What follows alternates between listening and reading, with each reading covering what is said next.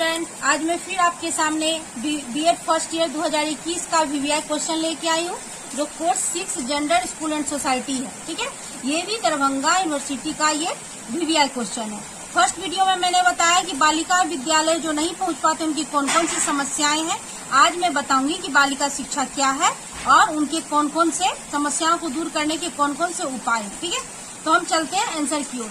अब शिक्षा की प्रारंभिक अवस्था जिसे हम प्राथमिक शिक्षा कहते हैं, हम लोग सब जानते हैं कि शिक्षा का जो फर्स्ट स्टेज होता है उसको हम प्राथमिक शिक्षा कहते हैं। ठीक है, और यही जो फर्स्ट स्टेज होता है वो कहाँ से शुरू होता है, तो बालिका से शुरू होता है। बालिका ही जो होता है वो प्राथमिक शिक्षा का रूप होता है। ठीक है, तो ये जो प्रारंभिक अवस्था की जो शिक्षा है वो क्या कहलाती है, बालिका शिक्षा कहलाती है। क्योंकि जब ये बालिका जब बड़ी होती है और बालक जब बड़े होते हैं तो वो स्त्री और पुरुष में बन जाते हैं। ठीक है, तो इसीलिए हम कहा जाता है कि बालिका शिक्षा जो है वो स्त्री शिक्षा का बेस प्रदान करता है। जब स्त्री तभी ना शिक्षित होगी जब उसका बेस, बालिका शिक्षा का बेस मजबूत होगा, तभी जाके वो स्त्री शिक्षित कहलाएगी। जब जैसे जैसे हम एक एग्जाम्पल के थ्रू आप लोग को बताना चाहेंगे कि माध्यमिक स्तर की शिक्षा तभी सफल होती है जब प्राथमिक स्तर की शिक्षा होगी। ठीक है, माध्यमिक स्तर की शिक्षा तभी हम परिपूर्ण मानेंगे जब हम प्राथमिक स्तर की शिक्षा को हम पूर्ण कर पाएंगे। कहने का सेंस यही है। इसीलिए स्त्री को सशक्त बनाने के लिए बालिकाओं को शिक्षित होना अति आवश्यक है। ठीक है, अब हम चलते हैं कि इनकी कौन कौन सी समस्याएं हैं, समस्याओं को दूर करने के कौन कौन से उपाय हैं। ठीक है, तो हम फर्स्ट की ओर चलते हैं, आर्थिक समस्याओं का हल। अब हम बालिका शिक्षा की जो समस्याएं हैं उनको कौन कौन से उपाय करेंगे जो उसके उनकी समस्याओं का निराकरण अच्छी तरीके से हो जाए और बच्चे बालिका शिक्षित हो जाए, स्कूल तक पहुंच पाए। ठीक है, तो हम फर्स्ट पॉइंट है मेरा आर्थिक समस्याओं का हल। ठीक है, आर्थिक समस्याओं का हल ये है कि सरकार को ऐसा कदम उठाए जो बच्चे आर्थिक इकोनॉमिक प्रॉब्लम के वजह से स्कूल नहीं पहुंच पाते हैं, उनके लिए सरकार को चाहिए कि उनकी आर्थिक में जो कमी है, आर्थिक जो समस्या है उनकी प्रतिपूर्ति करे। ठीक है, सरकार द्वारा उसे अनुदान दिया जाए ताकि वो बच्चे को स्कूल जाने में असमर्थ महसूस नहीं करे। ठीक है, दूसरा रूढ़िवादी विचार का हनन। जैसे हमने फर्स्ट वीडियो में बताया कि रूढ़िवादी विचार क्या है, उस विचार का जब तक हनन नहीं होगा, उस विचार का जब तक खंडन नहीं होगा कि लड़की घर में चूल्हा चौका करेगी और लड़का घर उपार्जन करेगा, इस विचार को खंडन करना, हनन करना अति आवश्यक है। तभी हमारी बालिका जो है स्कूल तक पहुंच पाएगी और वो शिक्षित हो पाएगी। ठीक है, अब हम बात करते हैं बालिका शिक्षा की स्थापना की। तीसरा पॉइंट, बालिका शिक्षा की स्थापना। देखिए, ये जो 10 पॉइंट हमने बता रहे हैं वो बस थोड़ा सा दिमाग लगाइएगा तो हमें नहीं लगता है इसको ज्यादा पढ़ने की जरूरत है, क्योंकि मैंने जो समस्याएं बताई बालिकों की समस्याओं को अगर हम ठीक उल्टा कर दें तो उनका निराकरण हो जाएगा। मैंने फर्स्ट वीडियो में बताया कि बालिका विद्यालय की स्थापना नहीं होने की वजह से बालिका स्कूल तक नहीं पहुंच पाती है, और ये देखिए उसी का निराकरण का समस्या का जो है उसका निराकरण है कि बालिका विद्यालय की स्थापना। को एजुकेशन जो होता है, हमारे जो गांव के लोग हैं इस चीज को अच्छा नहीं समझते हैं, अपनी बेटी को सुरक्षित नहीं समझते हैं वहाँ पे, इसलिए विद्यालय नहीं पहुँचाते हैं। तो क्या करना चाहिए, क्या होना चाहिए, बालिका विद्यालय की स्थापना हो ताकि हमारे जो पेरेंट्स है, जो हमारे गाँव के जो बच्चे के गार्जियन है, उससे वो संतुष्टि के साथ और अपनी सेफ्टी महसूस करते हुए बच्चे को स्कूल में भेजे। ठीक है, चौथा पॉइंट है विद्यालय में शिक्षकों की संख्या में बढ़ोतरी या नियुक्ति। हमने फिर वही पॉइंट है, देखिए थोड़ा सा गौर से देखिए, कोई थोड़ा अंतर है पॉइंट में, आंसर सेम है। शिक्षिकाएं जब जिस स्कूल में नहीं होती है उन्हें लगता है कि हमारे बच्चे वहाँ सुरक्षित नहीं है, इसीलिए शिक्षिकाओं के अंदर में अपने बच्चों को डालना, अपने बच्चों को पढ़ाना। गांव की जो लेडीज है, गांव के जो पेरेंट्स हैं, उनको लगता है कि हमारी बच्ची वहाँ सेफ है, इसीलिए शिक्षिकाओं की संख्या में बढ़ोतरी हो और उनकी नियुक्ति होना चाहिए विद्यालयों में। ठीक है, ताकि हमारे पेरेंट्स, जो गांव के जो बच्चे के पेरेंट्स हैं, उसको वहां भेजने में कोई तरह की परेशानी महसूस नहीं हो। ठीक है, करते हैं 5वां पॉइंट, शैक्षिक प्रशासन में सुधार। इसका कहने का मतलब है कि बालिका शिक्षा का संपूर्ण प्रशासन वर्ग के हाथों में न होकर क्या होना चाहिए, बालिका वर्ग के हाथ में होना चाहिए। सरकार का हम जानते हैं कि सरकार का कर्तव्य है कि प्रत्येक राज्य में एक शिक्षा उप संचालिका का तथा उसकी अधीनता में विद्यालय को निरीक्षकाओं की नियुक्ति करे।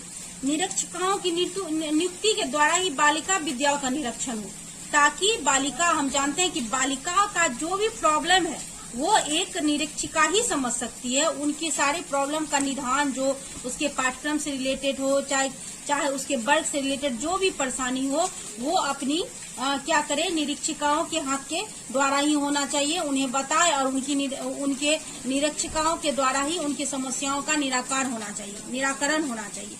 ठीक है, अब हम बात करते हैं जागरूकता अभियान। छठा पॉइंट, जागरूकता अभियान जब आएगा, जैसे हम जानते हैं कि बेटी बचाओ बेटी पढ़ाओ, ये सब क्या जागरूकता अभियान है। ये सब जागरूकता अभियान अगर चलाया जाए, अपने कर्तव्य के प्रति जागरूक हो, हमें अगर समझा जाए कि लड़की को पढ़ाना उतना ही नेसेसरी है जितना लड़कों को पढ़ाना, जागरूकता अभियान लाया जाए, तो हमारे बालिकाओं को, हमारे जो गांव के भी जो ग्रामीण क्षेत्र में जो माता पिता हैं, वो अपने बालिकाओं के शिक्षा के इम्पोर्टेंस को समझे, वो अपने कर्तव्य के प्रति जागरूक हो कि हम अपनी बेटी को भी पढ़ाना चाहिए, तब जाके हमारे समस्याओं का समाधान हो जाएगा। ठीक है, अब हम बात करते हैं 8वां पॉइंट, छात्रावास की व्यवस्था। जैसे हमने बताया कि छात्रावास की व्यवस्था की वजह से ही गांव की जो पेरेंट्स होते हैं वो अपने बच्चों को दूर दराज स्कूल होने के वजह से नहीं जाने देते हैं। वो चाहते हैं कि छात्रावास हो तभी हम अपने बच्चों को जाने देते हैं, क्योंकि इतना दूर जाना तो संभव है नहीं। इसी के वजह से क्या होता है, छात्रावास की व्यवस्था हो तो ये जो हमारी समस्याएं हैं विद्यालय से संबंधित, बालिकाओं शिक्षा से संबंधित, वो दूर हो सकता है। फिर हम बात करते हैं आवागमन के साधनों की व्यवस्था। ठीक है, आवागमन के साधनों की व्यवस्था अगर सरकार द्वारा उठाया जाए, सरकार उसकी व्यवस्था किया जाए। जैसे शिक्षा के लिए सरकार उत्तरदायी है, शिक्षा में वो अनुदान देके अगर शिक्षा को प्रोत्साहित किया जाए, तो उसके आने जाने के साधनों की भी व्यवस्था अगर सरकार कर दे, तो हमारे बच्चियां जो है, हमारे जो बालिकाएं हैं, वो उनकी शिक्षा को पाने में असुविधा महसूस नहीं होगी। बात करते हैं 9वां पॉइंट, शिक्षा के रोजगार परक होना। शिक्षा की अभी भी हमारी जो बालिका शिक्षा है वो रोजगार परक नहीं है, जिसके वजह से क्या होता है, बालिकाओं की रुचि, आवश्यकता, सामाजिक दायित्वों के प्रति जो उसकी कुशलता है वो प्रशिक्षित नहीं हो पाती है। और क्या हो जाता है, रोजगार विहीन होने के वजह से हमारी अभी भी जो स्त्री है वो पुरुष पर डिपेंड रहती है और वो सही से शिक्षा ग्रहण पा नहीं पाती है। इसीलिए शिक्षा अगर रोजगार परक हो, अगर तो उनकी रुचि को, अगर बालिका की रुचि को, आवश्यकता को पाठ्यक्रम में सम्मिलित कर दिया जाए, उनके विषयों में समावेश कर दिया जाए, तो हमारा शिक्षा पाने में सुविधा होगी। ठीक है, अब हम बात करते हैं 10वां पॉइंट, विभिन्न पाठ्यक्रम की व्यवस्था। विभिन्न पाठ्यक्रम की व्यवस्था का मतलब यही है कि बालिकाओं को शिक्षा में समानता होनी चाहिए और बालिकाओं के पाठ्यक्रम में क्या सम्मिलित होनी चाहिए, जब वो माध्यमिक स्तर पर जाए तो वो भोजन शास्त्र, गृह विज्ञान, सिलाई, कढ़ाई, बुनाई, शिक्षा ये सभी प्रदान किया जाए, ताकि वो उसमें इंटरेस्ट लेके वो अपनी कौशल का विकास कर पाए और उनका शिक्षित होने का जो उद्देश्य है वो पूरा हो जाए। ठीक है, शिक्षा के प्रति सरकार का उत्तरदायी दृष्टिकोण। शिक्षा के प्रति अगर सरकार का उत्तरदायी दृष्टिकोण, अगर सरकार अपने आप पर अपना उत्तरदायित्व ले कि हमें बालिकों को शिक्षित करना है, उनकी कौन कौन सी समस्याएं हैं जिसके वजह से हमारी बालिकाएं, गांव की बालिका, ग्रामीण क्षेत्र की बालिका कॉलेज स्कूल तक नहीं पहुंच पाती है, विद्यालय तक नहीं पहुंच पाती है, उनका दायित्व अगर हमारे सरकार ले तो हमारी बालिकाएं की जो प्रॉब्लम है, जैसे आवागमन संबंधी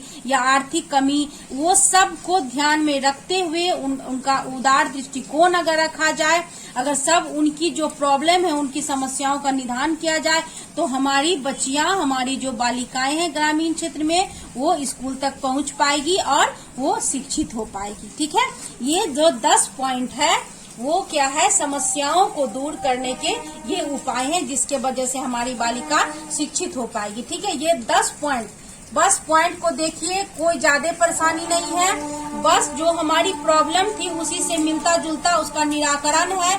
ये जो जितना पॉइंट है उसको बस एक बार पॉइंट देख लीजिए, सारा डील कर लीजिए, ये आंसर अपने आप में परिपूर्ण है। ठीक है, थैंक यू।